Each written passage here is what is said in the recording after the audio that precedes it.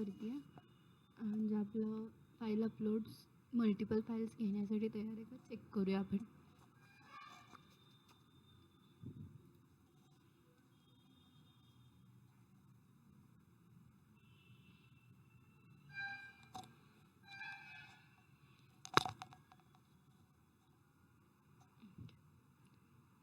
Choose file.